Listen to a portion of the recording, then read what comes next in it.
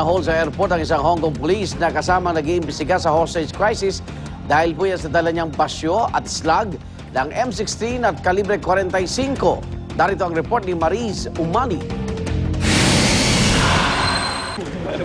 5 oras na antala ang biyahe ni Police Chief Inspector Lee Kwai Wah, miyembro ng Hong Kong Interpol na kabilang sa mga nag-imbestiga sa naganap na bus hostage taking dito sa Pilipinas. Pinigilan siya ng airport police na makasakay sa kanyang 12:50 p.m. Cathay Pacific flight matapos makuha sa kanyang bagahe ang 4 na basyo at slug ng M16 rifle at 4 na basyo rin at slug ng kalibre 45 baril. Sa aviation security siya pansamantalang hinuog ng pulisya kung saan sinamahan siya ng police attaché at embassy official ng China. Sabi ng Department of Justice, malinaw na kaso lamang ng di pagkakaunawaan ang nangyaring aberyang ito. May permiso naman daw kasi si Lee na iuwi ang mga ebidensyang basyo at slug, pero kulang lang ang kanyang permit kaya hindi agad siya pinahintulutang makaalis ng bansa. Nagkaroon sila ng clearance from the Philippine National Police but sa ngayon kasi po lahat ng mga inilalabas sa ukol doon sa investigasyon ay kailangan dumaan sa Department of Justice. Aminado naman si Lee na nakaligtaan nilang kumuha ng permit mula sa DOJ. Na-appreciate po nila para bang kumbaga nahihiya nga po sila sa atin. Nasabi nila na umabot sa ganito kasi nakalimutan nila na humingi ng clearance from us. Mabilis namang paglilinaw ng DOJ, hindi kabilang sa mga ebidensyang nakuha sa crime scene ng hostage taking ang mga basyo't slug na bitbit ni Lee. Katunayan, Hong Kong Police daw ang nagmamay-ari sa mga bala na pinanggalingan ng mga basyo't slug. Ginamit daw ang mga ito sa test firing ng mga M16 at kalibre 45 baril na ginamit ng hostage taker. Bahagi pa rin ito ng ballistics test para sa parallel investigation ng Hong Kong Police para matukoy kung kani-kaninong baril nagmula ang mga balang pumitil sa buhay ng 8 turista noong hostage crisis. Bago mag-alas 6 ng gabi, pinayagan ding makaalis si Lee, lula ng Cathay Pacific Flight CX-918 pagkatapos makuha ang clearance mula sa DOJ. Para sa unang balita, Mariz Umani reporting. Gumamit na po ang NBI ng high-tech na Polylite equipment para mas mapabilis ang kanilang parallel investigation. Humarap naman ang ilang personalidad ng GMA News sa NBI upang magbigay ng kanilang naobserbahan sa hostage crisis. Narito ang report ni John Consulta. Ito ang pinakabagong sandata ng mga investigador ng NBI para lalong mabigyan linaw ang talagang nangyari sa likod ng mga tabing ng Hong Thai travel bus noong 1 linggo. Polylite equipment ang tawag dito. Lumilika ito ng ilaw tuwing idinadaan sa mga bakas ng likido, gaya ng tumalsik na dugo ng mga biktima ng madugong hostage crisis. Sa tulong ng mga bakas ng dugo na hindi nakikita ng naked eye, maidedetalye ng mga investigasyon ang posisyon ng mga biktima nang sila'y tamaan ng bala. Dala ang Polylite equipment, tumulak ang NBI sa Camp Bagong Diwa sa Taguig, kung saan naroon ang Hong Thai bus.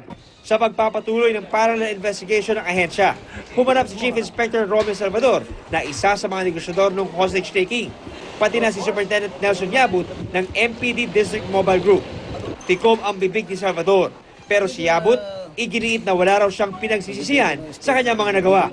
Sinibak si Yabut matapos umanong makialam sa assault operation, gayong hindi naman siya kasali sa crisis management team. Tutulong pa rin tayo pero dahil yun ang kinakailangan sa serbisyo, tumulong tayo. Ganun lang. So, walang regret, sir. No regret tayo. Nagpunta din sa NBI ang ilang personalidad ng GMA News and Public Affairs. Kabilang sa mga inimbitahan ng NBI, sina Mike Enriquez, Susan Enriquez at Michael Fahatin. Tinanong sila kung ano-ano ang mga naobserbahan nila noong hostage crisis.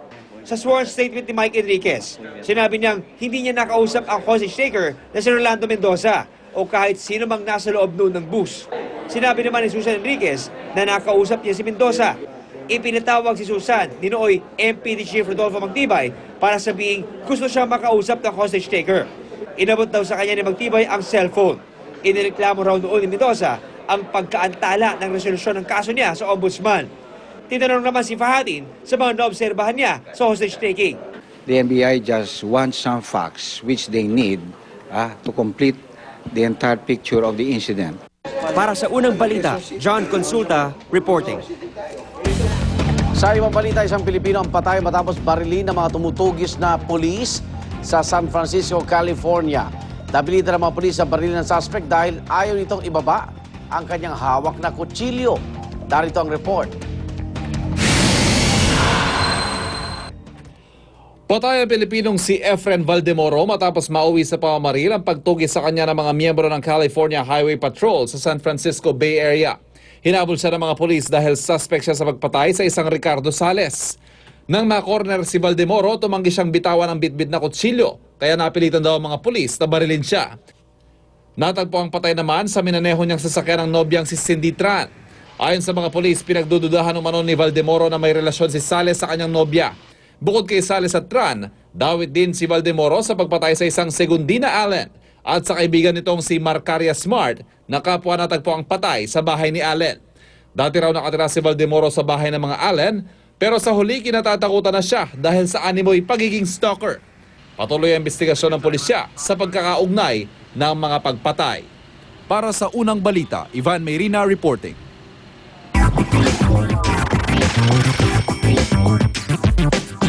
Narito na latest sa showbiz, ihatid ng ating morning kachika si Luan D. Luan, Thanks, Igan. R&B princess na si Kyla kampante sa relasyon nila ng boyfriend niyang si Rich Alvarez. Hindi na iwasang may kumpirma ang status ng love life ni Kyla kay Chris Aquino. Pareho kasing kilalang hardcore stars ang asawa ni Chris na si James Yap at ang boyfriend ni Kyla na si Rich. Ayon sa R&B princess, patuloy siyang nagdarasal para maging smooth sailing ang kanilang relationship ni Rich. Pagka nagkakaroon ka ng isang relationship, there's always a risk. Pero syempre, hindi ka naman magiging fully happy kung hindi ka mag-take na risk. Syempre, kailangan magdasal kami pareho, faith in God, tsaka sa isa't isa. May chika pa ako mamaya, dyan lang kayo.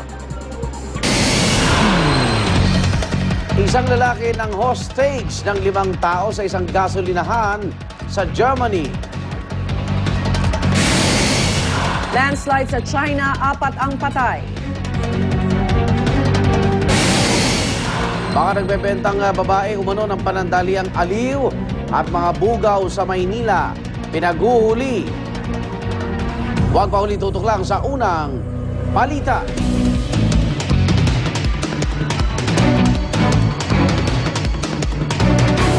Lalong nagiging masarap, crispy at incredible ang umaga with unang hirit at CDO Ulam Burger Crispy Patties, ang Crispy Baon Burger. Sunod! Sunod! Sa trabaho, dapat may lakas na di umaya.